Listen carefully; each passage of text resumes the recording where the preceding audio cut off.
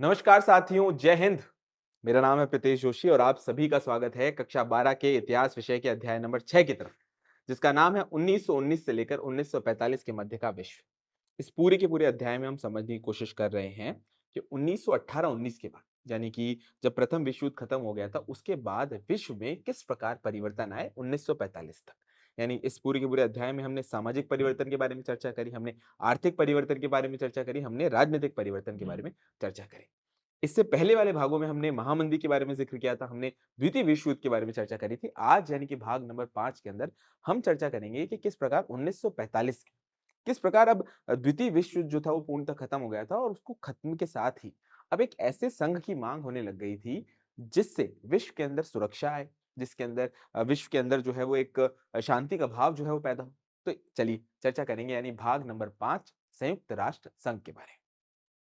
अब आप यहाँ पर समझने की कोशिश करो। देखो, हमें यहाँ पर देखने को मिलता है जो प्रथम विश्व युद्ध हुआ था, वो कब से कब हुआ था साहब? 1914 से लेकर और 1918 तक के समय, ठीक है? इसके बाद हमें देखने को मिलता है कि यूरोप के जो ताकतवर देश थे, वो आपस में मिलकर एक संघ बनाते हैं और उस संघ का नाम था राष्ट्र संघ।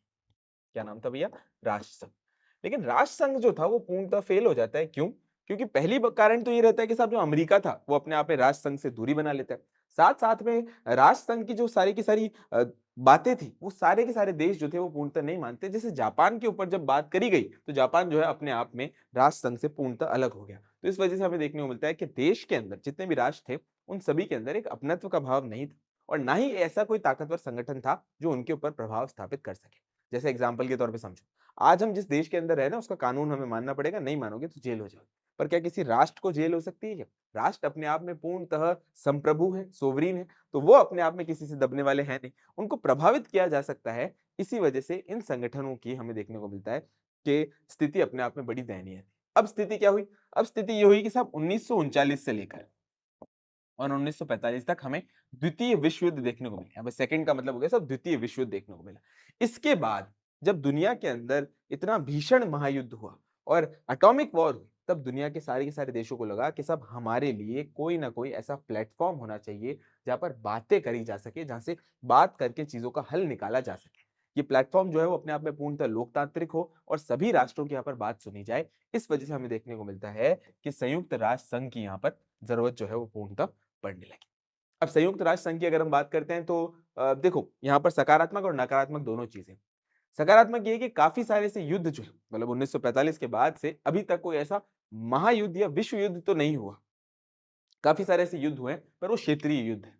तो एक तो सकारात्मक ये बात है कि संयुक्त राष्ट्र संघ कुछ हद तक शांति स्थापित करने की स्थिति में आया है। लेकिन संयुक्त राष्ट्र संघ की बात करते हैं तो ऐसा कहा जाता है साहब ये भी सिर्फ़ कुछ ही देशों का एक तरीके से मोहरा है या कुछ ही देशों का एक तरीके से कठपुतली के तौर पर काम करता है।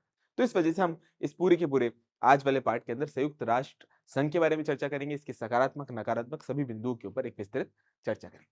2 विश्व युद्ध के पश्चात विश्व के सभी राष्ट्र शांति हेतु एक संगठन बनाना चाहते थे।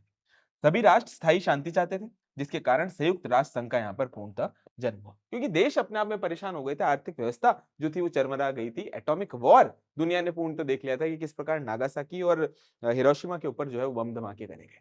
तो ऐसा भीषण युद्ध देखने के बाद अब लोग जो हैं, देश जो है वो पूर्णतः डर चुके थे कि साहब हमें स्थायी शांति चाहिए।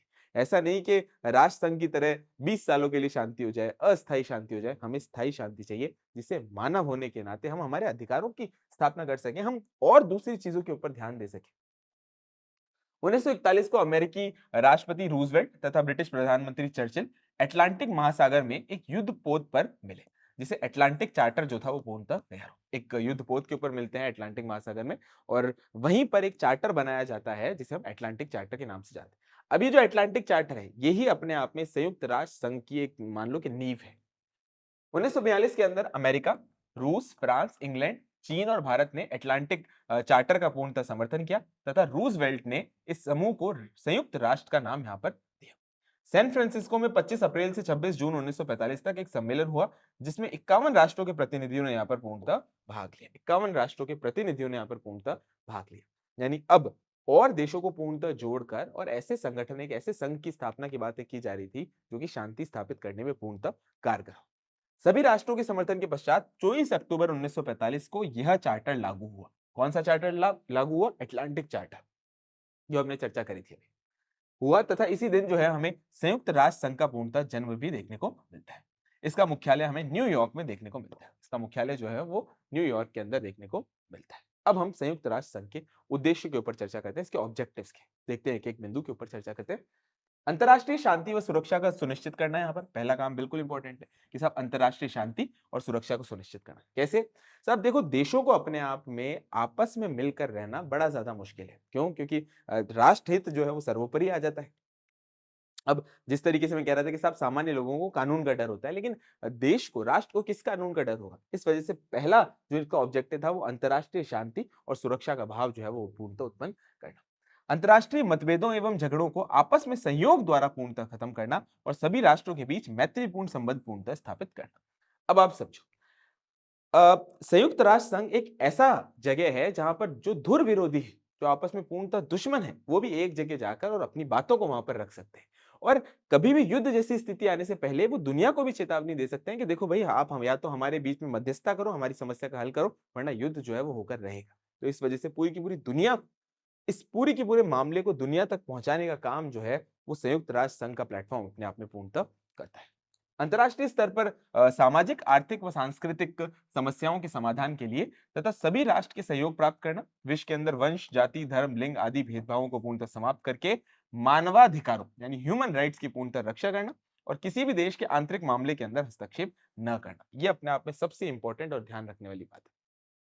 देखो, हमें यहाँ पर देखने को मिलता है कि सब संयुक्त राष्ट्र संघ ऐसा प्लेटफॉर्म, ऐसा लोकतांत्रिक प्लेटफॉर्म है जहां पर सब जाकर अपनी बात रख सकते हैं, लेकिन इसका एक मुख्य ऑब्जेक्टिव यानी उद्देश्य ये भी है कि सब किसी भी देश के आंतरिक मामलों के अंदर हस्तक्षेप नहीं करना। क्यों? क्योंकि आप किसी देश के बाहरी बाहरी मामलों को चर्चा कर रहे हो तो वो बिल्कुल ठीक बात है। संयुक्त राष्ट्र संघ जो है उसके पास ये ताकत भी है पूर्णतः। लेकिन अगर आप आंतरिक मामलों के अंदर हस्तक्षेप कर रहे हो तो देश पूर्णतः संयुक्त राष्ट्र संघ से और जो अन्य देश है वो भी इस पूरी की पूरी लोकतांत्रिक गतिविधियों के अंदर अपनी भागीदारिता नहीं देंगे, क्योंकि उनको इस बात का डर होगा कि साहब ये तो हमें पूर्णतः खत्म करना चाहते हैं, ये तो हमारे ऊपर विदेशी प्रभाव डालना चाहते हैं। और जो सामान्य जनता होती है उसके मन में भी आता है, जब विदेशी तौर पर कोई प्रभाव होता है तो जनता के अंदर भी आक्रोश होता है कि साहब ये हमारे घर का मुद्दा है, हम खुद बैठकर बना लेंगे। चलिए, अब हम यहाँ पर संयुक्त राष्ट्र संगठन के बारे में बात करेंगे। हिसाब, ये जो संयुक्त राष्ट्र संगठन था इसके अंदर हमें कौन कौन सी इकाइयां देखने को मिलती है। चलिए, संयुक्त राष्ट्र संगठन की अगर मैं बात करता हूं तो हमें देखने को मिलता है साहब, विश्व स्तर पर अगर कोई सबसे बड़ा संगठन है तो वो संयुक्त राष्ट्र संगठन। इसकी इकाइयां कौन कौन सी? साहब, सबसे पहली और इंपॉर्टेंट इकाई है वो है महासभा, जिसे अंग्रेजी भाषा के अंदर कहा जाता है जनरल असेंबली। इसके अंदर जितने भी सारे के सारे लोग जो पूर्णतः जुड़े हुए हैं वो यहाँ पर पूर्णतः मेंबर होते हैं। नेक्स्ट हमें देखने को मिलता है सब सिक्योरिटी काउंसिल यानी कि सुरक्षा परिषद। अब इसके अंदर हमें दो तरीके के मेंबर देखने को मिलते हैं, एक तो साहब स्थायी और एक देखने को मिलता है साहब अस्थायी। स्थायी मेंबर्स कौन कौन से हैं साहब? हमें देखने को मिलता है पांच यहाँ पर परमानेंट मेंबर हैं, जो कि हैं साहब चाइना, हमें देखने को मिलता है फ्रांस, ब्रिटेन, यूएसए और रशिया। अब ये पांच जो हैं वो परमानेंट मेंबर हैं। अस्थायी मेंबर की बात करूं तो वो 10 होते हैं और वो टाइम टू टाइम पर हटते रहते हैं। अब यहाँ पर भारत जो है इसके लिए पूर्णतः तैयार है और पूर्णतः प्रयत्नशील है कि साहब हमें भी स्थायी सदस्य जो है वो बनना चाहिए, क्योंकि हम भी किसी देश से कम नहीं, हमारी भी जिम्मेदारी है। कई बार ऐसा होता है कि भारत कोई प्रस्ताव लाने की कोशिश करता है लेकिन चाइना उसके ऊपर वीटो कर देता है।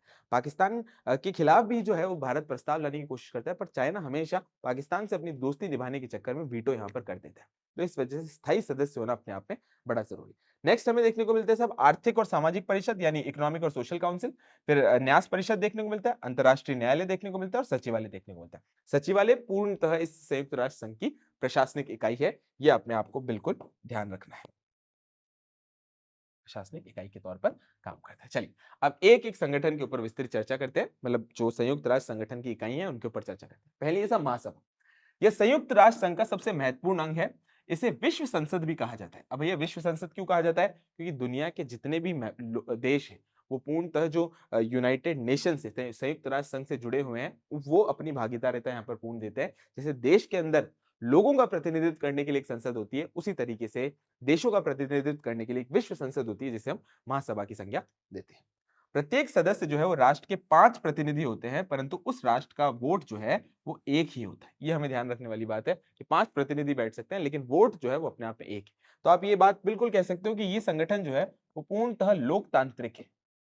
कैसे साहब? आप पूर्णतः देखो कि भैया, एक राष्ट्र और एक मत, मत यानी कि वोट, ये हमें पूर्णतः बातें देखने को मिलती है। आओ साहब नेक्स्ट, और क्या बात है। इसका प्रमुख उद्देश्य जो है वो अंतर्राष्ट्रीय शांति एवं सुरक्षा के ऊपर विचार करना है। प्रतिवर्ष सितंबर माह में इसकी बैठक होती है। यह सुरक्षा परिषद के अस्थायी सदस्यों का चुनाव तथा आर्थिक व सामाजिक परिषद के सभी सदस्यों का यहाँ पर पूर्णतः चुनाव देखने को मिलता है। चुनाव देखने मिलता है। महासभा की अगर शक्तियां और कार्य के बारे में बात करें तो सब इसके प्रमुख कार्य और शक्तियां जो है वो इस प्रकार दिए गए हैं। पहला कार्य क्या है कि सब शांति और सुरक्षा बनाए रखने के लिए तथा अंतर्राष्ट्रीय सहयोग के सिद्धांतों के अनुसार पूर्णतः सिफारिश करने की, कि सब देश जो है वो अपनी बात ढंग से रख पाए और साथ साथ में आपस में बैठकर जो मूलभूत सिद्धांत है उनके ऊपर चर्चा करके अपनी समस्या का समाधान पा पाए। इसमें निशस्त्रीकरण, निरस्त्रीकरण की और शस्त्रों के नियमन की सिफारिश जो है वो भी सम्मिलित है, क्योंकि भाई अगर शस्त्रीकरण पूर्णतः बढ़ता गया, शस्त्रों को लेकर जो है वो दुनिया अगर ऐसी तरीके से पागल होती गई तो स्थिति अपने आप में दयनीय होती जाएगी। और जब स्थिति दयनीय होगी तो साहब दुनिया को हो सकता है एक और विश्व युद्ध जो है वो पूर्णतः देखना पड़े। शांति और सुरक्षा को प्रभावित करने वाली समस्या पर विचार विमर्श करना और उस पर सिफारिश करना भी पूर्णतः इसका काम है। संयुक्त राष्ट्र संघ का मतलब महासभा का इंपॉर्टेंट काम।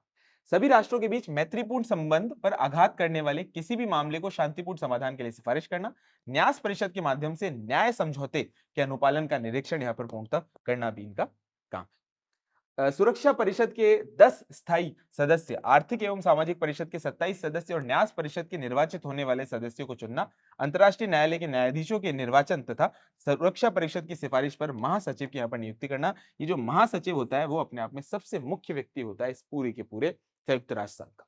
संयुक्त राष्ट्र संघ के नए सदस्यों को प्रवेश देना, साथ साथ में संयुक्त राष्ट्र संघ के बजट के ऊपर विचार करना और उसे पूर्णतः स्वीकार करना। आप कहोगे साहब इसमें बजट की क्या जरूरत है? भाई संयुक्त राष्ट्र संघ जो है वो काफी सारे अपने प्रोग्राम चलाता है देशों के अंदर, भारत के अंदर भी चलते हैं, काफी सारे देशों के अंदर चलते हैं। मुख्यतः वे देश जो अपने आप में कमजोर है, जैसे कि अफ्रीका के जो देश है उनमें पूर्णतः चलते हैं। और मैं आपको एक बात यहाँ पर बताना चाहता हूँ कि भारत की भी अब स्थिति इतनी अच्छी है कि भारत भी संयुक्त राष्ट्र संघ के अंदर बजट के अंदर जो है वो एक अच्छा योगदान देता है। नेक्स्ट हमें देखने को मिलता है सुरक्षा परिषद। इस पूरी की पूरी संयुक्त राष्ट्र संघ की सबसे ताकतवर परिषद। संयुक्त राष्ट्र संघ का दूसरा महत्वपूर्ण अंग है उसकी कार्यकारिणी सुरक्षा परिषद। इसमें कुल 15 सदस्य होते हैं, जिसके अंदर 5 तो स्थायी होते हैं और 10 हमें अस्थायी सदस्य पूर्णतः देखने को मिलते हैं। 5 स्थायी सदस्य कौन से हैं? तो भैया अमेरिका, इंग्लैंड, रूस तथा चीन तथा फ्रांस। अस्थायी सदस्यों को चुनाव जो है वो 2 वर्षों के लिए महासभा द्वारा किया जाता है और इसका मुख्य उद्देश्य है शांति व सुरक्षा। स्थायी पदस्यों को हमें देखने को मिलता है सब स्थगन अधिकार यानी वीटो पावर है। जैसे एग्जाम्पल के तौर पे संयुक्त राष्ट्र संघ का कोई भी मेंबर अगर कोई प्रस्ताव लेकर आ रहा है, ठीक है भाई, अगर कोई प्रस्ताव लेकर आ रहा है और वो प्रस्ताव जो है वो सारे के सारे देशों को पसंद है, लेकिन समझो कि चीन को पसंद नहीं है, तो चीन क्योंकि स्थायी सदस्य है, चीन क्योंकि स्थायी सदस्य है, इस वजह से पास चीन के पास क्या ताकत है साहब? वीटो पावर है। किसकी ताकत है भैया? वीटो पावर है, वीटो ताकत है। क्लियर हो गया तक बात? आगे बढ़ो। सुरक्षा परिषद के कार्य एवं अधिकार कौन से? तो देखो भैया, चार्टर की धारा 24 के अनुसार हमें देखने को मिलता है सुरक्षा परिषद का मुख्य कार्य जो है वो अंतर्राष्ट्रीय शांति की स्थापना करना। कि भाई संयुक्त राष्ट्र संघ के जो मुख्य ध्येय है वो है अंतर्राष्ट्रीय स्तर पर शांति बनी रहे, वो इसका मुख्य काम। इस संबंध में संयुक्त राष्ट्र संघ की सभी सदस्य सुरक्षा परिषद के निर्णय को मानने के लिए बाध्य हैं। अंतर्राष्ट्रीय सुरक्षा के संबंध में लिए गए अपने निर्णयों को क्रियान्वित करने का कार्य भी सुरक्षा परिषद पूर्णतः यहाँ पर करता है। सुरक्षा परिषद पूर्णतः यहाँ पर करता है। नए सदस्यों को संघ देने में प्रवेश कराने में तथा कार्य सुरक्षा परिषद के पास है। सुरक्षा परिषद को अपनी वार्षिक रिपोर्ट साधारण सभा को यहाँ पर पूर्णतः प्रेषित करनी पड़ती है और यही रिपोर्ट जो है वो बताती है कि साहब पिछले साल क्या कार्य हुआ था, क्या जो संयुक्त राष्ट्र संघ है वो सही दिशा में जा रहा है या नहीं जा रहा। नेक्स्ट हमें देखने को मिलता है सब आर्थिक एवं सामाजिक परिषद, इकोसॉक। इसमें 27 सदस्य हैं जिनका चुनाव महासभा करती है। कौन सी महासभा? जिसे हमने विश्व संसद के बारे में चर्चा करी। यह संस्था रोजगार की व्यवस्था, सामाजिक आर्थिक उन्नति तथा जीवन मूल्यों को ऊंचा उठाना आदि का कार्य जो है यहाँ पर पूर्णतः करती है। इसके कौन कौन से कार्य हैं साहब? तो पहला कार्य है सुरक्षा परिषद की प्रार्थना पर किसी आक्रांता देश पर आर्थिक दंड लगाने में यह सुरक्षा परिषद की सहायता करती है और संघ के अधीन कार्य करने वाली सभी संस्थाओं को आपस में सामंजस्य स्थापित यहाँ पर करना, क्योंकि भैया जितनी सारी संस्थाएं वो आपस में काम करनी है, अगर उनमें सामंजस्य नहीं होगा, संतुलन नहीं होगा, तो जो कार्य करना चाह रहे हैं वो कर नहीं पाएंगे। सदस्य राष्ट्रों को आर्थिक सहायता प्रदान करना तथा तकनीकी सलाह देना, अपनी कार्य प्रणाली एवं नियमों को स्वयं बनाकर उन्हें स्वयं ही कार्यान्वित करना, अंतर्राष्ट्रीय सम्मेलन बुलाने का अधिकार भी इसे पूर्णतः प्राप्त है। मानव अधिकारों तथा मौलिक स्वतंत्रता की रक्षा और सम्मान हेतु इनके विकास एवं हमें देखने को मिलता है प्रसार के लिए कार्य करना बहुत ज्यादा जरूरी है। तो आप देखो भैया, जितने भी हमें देखने को मिलता है सब सामाजिक कार्य है, आर्थिक कार्य है, वो सब भाई सारे के सारे इकोसॉक द्वारा किए जा रहे हैं। अब यहाँ पर आप समझो, संयुक्त राष्ट्र संघ की स्थापना इस तरीके से की गई है कि सब सुरक्षा का और शांति का काम जो है वो एक को दे दिया। दूसरा, सामाजिक और आर्थिक तौर पर बढ़ोतरी हो सके उसके लिए एक अलग डिपार्टमेंट बना दिया, जिससे सब सबका सर्वांगीण विकास जो है वो पूर्णतः हो सके। अभी तक अगर हम देखों कि किन आयोगों का यहाँ पर गठन किया गया है, तो सब एक सांख्यिकी आयोग है, एक जनसंख्या आयोग है, इनके अलावा सामाजिक विकास आयोग है, मानवाधिकार आयोग है, नारी अधिकार संबंधी आयोग है, मादक पदार्थ आयोग है, आर्थिक एवं वृत्ति आयोग है और यातायात एवं संचार आयोग है। अब ये सारे के सारे आयोग जो हैं वो उसके सब डिपार्टमेंट है। मान लो कि भाई जो इकोसॉक जो है, आर्थिक और सामाजिक परिषद है, वो अपने अंतर्गत इन सभी आयोगों को रखती है, जिनसे सारी की सारी समस्याएं जो है वो पूर्णतः हल हो सके। अब चर्चा करते हैं हम न्यास परिषद की, ये भी बड़ी इंपॉर्टेंट है। इसका गठन सुरक्षा परिषद के स्थायी सदस्यों के प्रतिनिधि तथा उपनिवेशों के प्रशासन की देखरेख करने वाले राज्यों के प्रतिनिधि द्वारा किया जाता है। यह संयुक्त राष्ट्र संघ की महासभा की सहायता तथा सौंपे गए राष्ट्रों के संरक्षण का यहाँ पर पूर्णतः कार्य करती है। परिषद राष्ट्र संघ के मैंडेट कमीशन के स्थान पर स्थापित हुई थी। परिषद के बारे में अगर हम बात करें कि उन प्रदेशों के शासन प्रबंध उत्तरदायी हैं, वो कौन कौन से साहब? एक तो राष्ट्र संघ के शासन अधीन जितने भी रहे हों, केंद्रीय शक्तियों द्वारा अपृत किए गए हों और सुरक्षा परिषद की अधीनता के अंदर स्वेच्छा से आए हों, ये सभी जो है वो पूर्णतः इसके अंतर्गत आते हैं। पिछड़े देशों के विकास में वे यथासंभव सहायता दें और उस स्थान पर उनको ट्रस्टी बना दें। साथ साथ में हमें देखने को मिलता है कि जब तक कि वे अपना शासन संभालने के लिए योग्य न हो जाए। व्यवस्था के अंतर्गत सभी गुलाम देशों को संरक्षण परिषद के नेतृत्व में सम्मिलित जो है वो पूर्णतः कर लिया जाता है। इसके सदस्यों की संख्या जो है वो निश्चित नहीं है और परिषद में किसी भी विषय पर निर्णय उपस्थित सदस्यों की बहुमत से लिया जाता है। इस परिषद में बहुधा विशेषज्ञ जो है वो भेजे जाते हैं। अब यहाँ पर आप एक चीज ध्यान रखो और फोकस करो। भाई जो ट्रस्टीशिप काउंसिल यानी जो न्यास परिषद है, उसका मेन पर्पस ये है कि सब ऐसे देशों की मदद करना जो अपने आप में पूर्णतः कमजोर है, और सहायता किससे लेंगे साहब? जो सारे के सारे लोग बहुमत से जो है वो डिसीजन लिया जाता है, जिससे सभी लोग को सर्वमान्य हो। घाना, फ्रेंच कैमरून, साथ-साथ में टोगोलैंड, इटालियन, साथ-साथ में सोमालीलैंड आदि संरक्षित प्रदेशों द्वारा स्वतंत्रता प्राप्त करना संरक्षण पद्धति की बहुत बड़ी सफलता हमें पूर्णतः देखने को मिलती है। ये सारे के सारे फ्रेंच कैमरून हो गया, सोमालीलैंड हो गया, सारे के सारे क्षेत्र हैं जहाँ पर स्थितियां दयनीय थी, जिसके अंदर हमें न्यास परिषद का बड़ा योगदान देखने को मिला कि उसने इसको फायदा पहुंचाया। नेक्स्ट हमें देखने को मिलता है साहब अंतर्राष्ट्रीय न्यायालय। संयुक्त राष्ट्र संघ का न्याय विभाग जो है वो महासभा व सुरक्षा परिषद द्वारा निर्वाचित 15 न्यायाधीशों से मिलकर बनता है।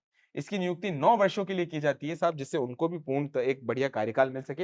यह विभिन्न राष्ट्रों के बीच उत्पन्न कानूनी कठिनाइयों को सुलझाने का कार्य करता है।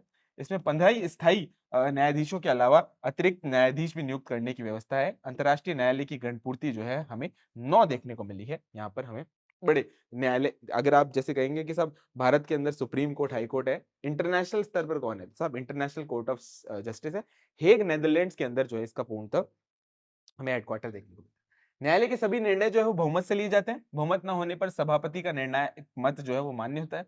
न्यायालय के निर्णय के विरुद्ध कोई अपील नहीं की जा सकती। ये बात है कि साहब ये जो है वो पूर्णतः अंतिम फैसला है, पूर्णतः अंतिम फैसला देखने को मिलता है। न्यायालय की भाषा हमें देखने को मिलती है साहब अंग्रेजी और फ्रेंच है। अंतर्राष्ट्रीय न्यायालय का मुख्यालय जो है वो हेग, हॉलैंड के, हॉलैंड या फिर नेदरलैंड्स भी कहते हैं, उसके अंदर ये पूर्णतः स्थित है। अब चर्चा करते हैं साहब न्यायिक निर्णय का निष्पादन किस प्रकार है। धारा 94 के अंदर व्यवस्था की गई है कि साहब संघ के प्रत्येक सदस्य की यह प्रतिज्ञा करता है कि वह किसी भी मामले में विवादी होने पर अंतर्राष्ट्रीय न्यायालय के फैसले को पूर्णतः मानेगा। ऐसा नहीं हो सकता कि साहब आप जो है वो संयुक्त राष्ट्र संघ के मेंबर हो और आप पूर्णतः अंतर्राष्ट्रीय न्यायालय का जो फैसला आ रहा है उसको पूर्णतः नहीं मानो। जैसे हमने अभी देखा था कि कुलभूषण जाधव वाले केस के अंदर पूर्णतः स्थिति ऐसी पहुंच गई थी कि पाकिस्तान और भारत जो है वो अंतर्राष्ट्रीय न्यायालय के अंदर पहुंच गए थे। तो सोचो भाई, काफी सारे देश जिनके बीच में समस्या है, न्यायिक समस्या है, उसको हल करने के लिए ये अंतर्राष्ट्रीय न्यायालय पूर्णतः कार्य करता है। यदि एक पक्ष न्यायालय के निर्णय को नहीं मानता है तो दूसरा पक्ष सुरक्षा परिषद का आश्रय जो है वो पूर्णतः ले सकता है, सुरक्षा परिषद का पूर्णतः आश्रय ले सकता है। लास्ट हमें देखने को मिलता है साहब सचिवालय, जो इस पूरी के पूरे संयुक्त राष्ट्र संघ की प्रशासनिक इकाई है। बहुत इंपॉर्टेंट है। संयुक्त राष्ट्र संघ के कार्यों के निष्पादन के लिए एक सचिवालय की स्थापना की गई है। सचिवालय का मुख्य हमें देखने को मिलता है प्रशासनिक अधिकारी है महासचिव। अब देखो ये महासचिव कैसे इंपॉर्टेंट है। महासचिव अपने आप में जो सर्वे सर्वा है, आप ये मान लो कि साहब जैसे भारत के अंदर राष्ट्रपति होते हैं, कुछ देशों के अंदर हमें देखने को मिलता है कि साहब उनके जो ताकतवर व्यक्ति होते हैं, जो सबसे सर्वोच्च व्यक्ति है, उसी तरीके से हमें इस पूरे के पूरे संयुक्त राष्ट्र संघ के अंदर जो सबसे मुख्य व्यक्ति देखने को मिलता है, वो देखने को मिलता है महासचिव। और उसकी प्रशासनिक इकाई कौन सी है साहब? सचिवालय, सेक्रेटेरिएट। इसकी नियुक्ति सुरक्षा परिषद की सिफारिशों पर महासभा द्वारा 5 वर्ष के अंदर की जाती है। महासचिव जो है वो सचिवालय की सहायता से अपना पूर्णतः कार्य, सचिवालय की सहायता से पूर्णतः कार्य करता है। इसके अलावा चार्टर के अनुच्छेद 97 से 101 के अनुसार महासचिव के पास अग्रलिखित कार्य कौन कौन से हैं? यदि महासचिव यह समझे कि किसी विवाद के कार्य अंतर्राष्ट्रीय शांति और सुरक्षा खतरे में पड़ सकती है, तो वह उस विवाद की ओर सुरक्षा परिषद का ध्यान जो है वो पूर्णतः आकर्षित कर सकते हैं। संघ की संपूर्ण कार्रवाई के संबंध में प्रतिवर्ष महासभा की अधिवेशन अपना प्रतिवेदन जो है वो प्रस्तुत करती है। अपने पद के कारण महासचिव सुरक्षा परिषद, आर्थिक एवं सामाजिक परिषद तथा न्यास परिषद के अधिवेशनों के अंदर हमें सम्मिलित होते हुए देखने को मिलते हैं। महासचिव महासभा द्वारा बनाए गए नियमों के अनुसार संघ के पदाधिकारियों की नियुक्ति करता है। यानी महासचिव वो ताकत है जो कि अन्य जो अधिकारी है उनकी पूर्णतः नियुक्ति करता है। इन नियुक्तियों के समय पर उनकी कार्य निपुणता, योग्यता और ईमानदारी पर ध्यान दिया जाता है। सचिवालय के कर्मचारी अपना राष्ट्रीय स्वभाव छोड़कर अंतर्राष्ट्रीय विचार व्यवहार पूर्णतः करते हैं। अब ये बिल्कुल ध्यान है, ये नहीं है कि साहब हमें देखने को मिलता है साहब कि सचिवालय महासचिव जो है वो किसी एक देश के हैं तो अपने देश को फायदा पहुंचाएंगे, नहीं।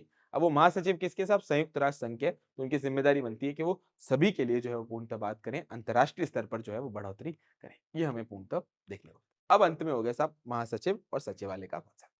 यहां पर कौन कौन से क्वेश्चन बन सकते हैं? देखो भैया, सबसे पहले क्वेश्चन बन सकता है संयुक्त राष्ट्र संघ के जो संगठन है उनके बारे में, ठीक है। फिर एक एक अलग अलग क्वेश्चन बन सकता है कि साहब महासचिव के ऊपर क्वेश्चन बन जाए, सचिवालय के ऊपर क्वेश्चन बन जाए। इनके अलावा कौन सा देखने को मिलता है साहब? न्यास परिषद के ऊपर डायरेक्ट क्वेश्चन।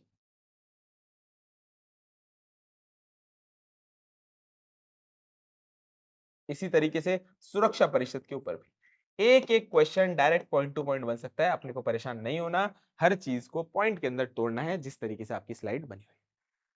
तो ये क्वेश्चन आने के अच्छे चांसेस लगते हैं। अच्छे से पढ़ो, बिना घबराए पढ़ो, बढ़िया तैयारी करो और इन वीडियोस को अगर आप देखोगे तो आपका पूरा का पूरा चैप्टर बड़ी आसानी से समझ आएगा। आज की क्लास यहीं तक ही। आशा करता हूँ आपको ये क्लास अच्छी लगी होगी। मिशन ज्ञान के परिवार के साथ बने रहें और इन क्लासेस को निरंतर शेयर कीजिए। अंत में एक ही बात, भारत है मेरी जान और मिशन है मेरा ज्ञान। जय हिंद, जय भारत और जय Rajasthan. Thank you so much.